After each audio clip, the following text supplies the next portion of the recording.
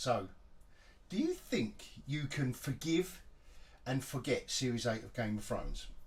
And if you can, are you prepared not to compare any kind of new series that is trying to make amends? Are you prepared not to compare that to the first episode of Game of Thrones? If so, you may be able to enjoy the House of the Dragon. Let's have a chat about it. Fire made flesh. Such is the nature of dragons, claim the Eastern mystics. For once they may have a point, though not the one they think. Fire consumes, leaving at its end naught but ash. Thus the fate of the Targaryens and their dragons. Hola. So, let's get into it. It hurts, doesn't it? Are you still hurting from season 8 of Game of Thrones? I think a lot of people are. But anyway, if you're willing to forgive and forget, I'm kind of over it now. I think a lot of people are. Almost to the point where I don't think a lot of people are even going to be watching House of the Dragon.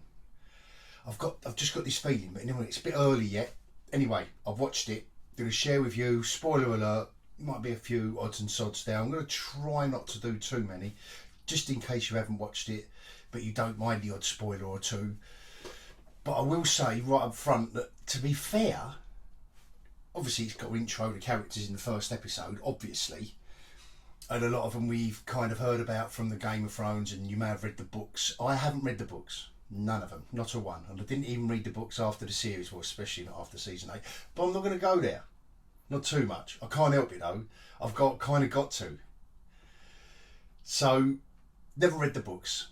So, but so it's got to set up the new characters. Let's call them the new characters, blah blah, for a new series. Or say you haven't watched Game of Thrones. Imagine that. You might be of an age where this is the first fantasy series you've ever watched. So they do a good job of that. But other than one real big kind of plot point, which is at the end of this episode, she becomes queen, sorry. Or king, they can do that now, right? It's not a mistake, I meant to say that. She's Queen Rhaenyra, or however you pronounce her name. She's a good actress, by the way. What's her name? Millie Alcott, good actress. But Matt Smith, in this, he steals the show. Don't let anyone else tell you any different. He steals the show. We all know he's a great actor, and his character's great. Nice and over the top. I mean, come on, in Game of the Thrones, where every character was over the top.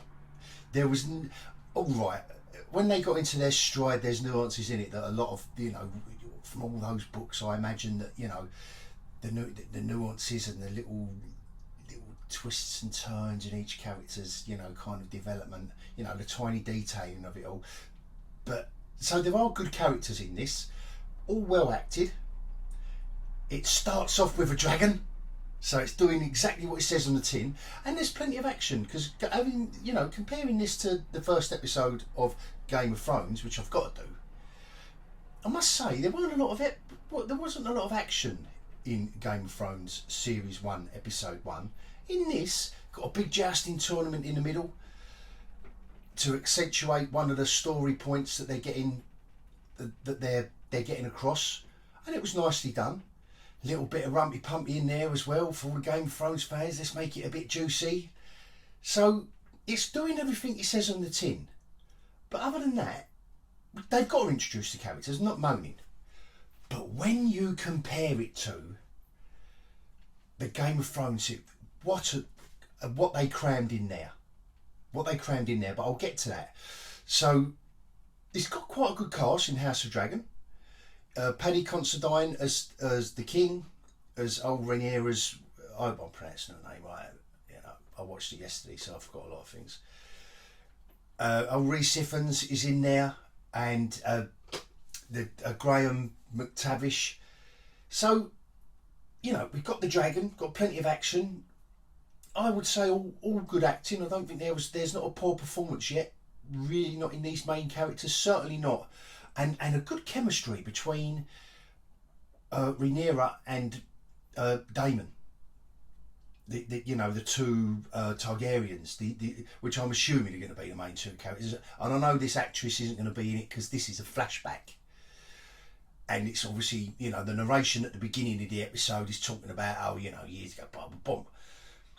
And not a lot, apart from one really tokenised person of colour in this. None of this modern day identity woke idiocy is in it. It seemed a bit jarring, but let's see. It's only one episode, and I'm not hating on that.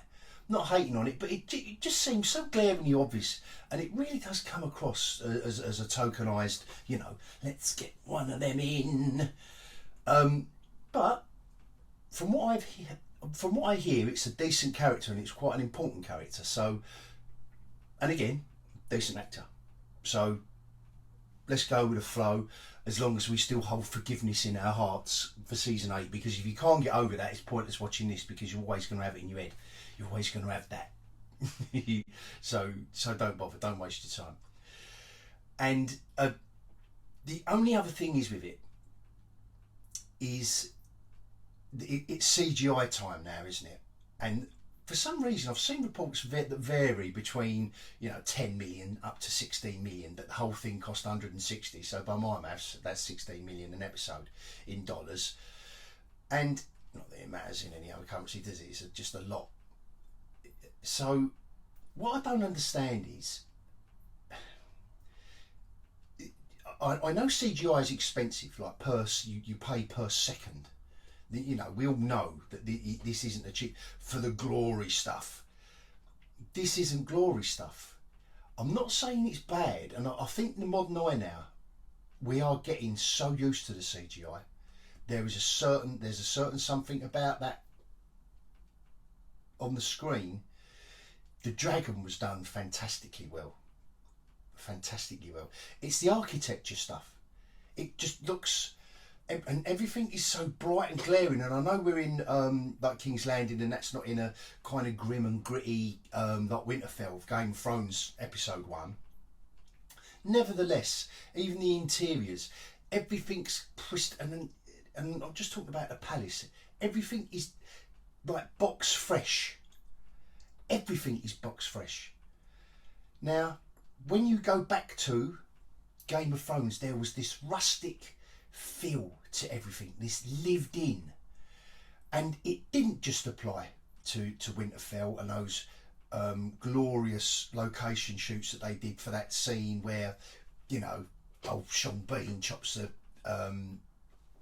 Night's Watch deserter, you know, chops his head off, you know, those lovely, not just that, I'm just talking about, I'm trying to condense it down to a comparison.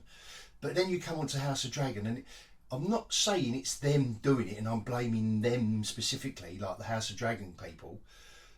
It's just somehow modern TV, they have to do it. They have to make everything in 18K that comes at you like so bright. We're all going to start wearing, you know, the TV's so bright I've got to wear shades soon, because they can't subdue anything. They can't lower the grade on it, or just, you know, to play around with something or another, just to give it somehow, you know, kind of like a lived-in feel. But listen, compared to Game of Thrones Series 1, now this is where the House of the Dragon doesn't fall apart. This is a solid. Before I go on to comparing, I'm just going to gush for 3 or 4 minutes about the comparison to Game of Thrones, because I do think that was 7 seasons of some of the best TV. I know it broke our hearts, Series 8. Nevertheless, for 7 seasons, it was rock and roll, wasn't it? It was. It was. And how much they crammed into that one episode. Now I know it wasn't actiony like this House of Dragon had, swishing of the dragon, and you had the jousting tournament, which was like a main action set piece. You had Matt Smith and his brigade of Red Guard, I think they're called, and they were killing everyone for no reason, because they were criminals, and there was no court. It was just, So there was plenty of that in it. But Game of Thrones, though, episode 1, it was, like I say, different class. You had the Wall, White Walkers, met all the Starks, met all the Lannisters, King's Landing, Winterfell, Joffrey eyeing up Sansa at the end of it, and you knew from the moment you saw Joffrey that he was gonna be a bastard, didn't you? You knew it. But Daenerys' wedding. Look how much they got in there, and I know it wasn't sword fighting, all the rest of it. You had one leg lopped off, and the White Walker at the beginning, massacring a couple of the Night's Watch, and the world building. It was just there. It was subtle. We knew that we was, in another place, in another era, not ye olde England, which, with the jousting and all that, and some of the costume designs and stuff, which were all very well accomplished, they were very well done, but it doesn't give you that otherworldly feel, not for me, that fantasy feel. And that's about it. Nothing really happens in of any consequence, really.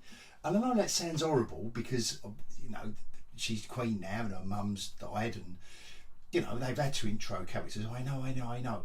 But just compare that to what they did with Game of Thrones, and how much they did cram in. Think about it, or rewatch it, because I have, and now I'm hooked again, ain't I? I'm well on it now.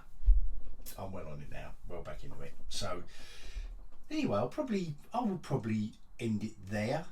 And I know I ramble on, and maybe sometimes people think, well, did he like it or not?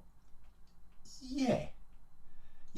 I'm gonna say give it a go. I can't really. I've got to sit on the fence, properly on the fence on this one. I'm not excited, but I'm not gutted. The disappointment was, that's over and done with. Like I say, if you can get over it, then get over it. But if not, then that is that. And hopefully I'll see you for discussion on, or you just listening to me waffle about episode 2. So I will bid you adios.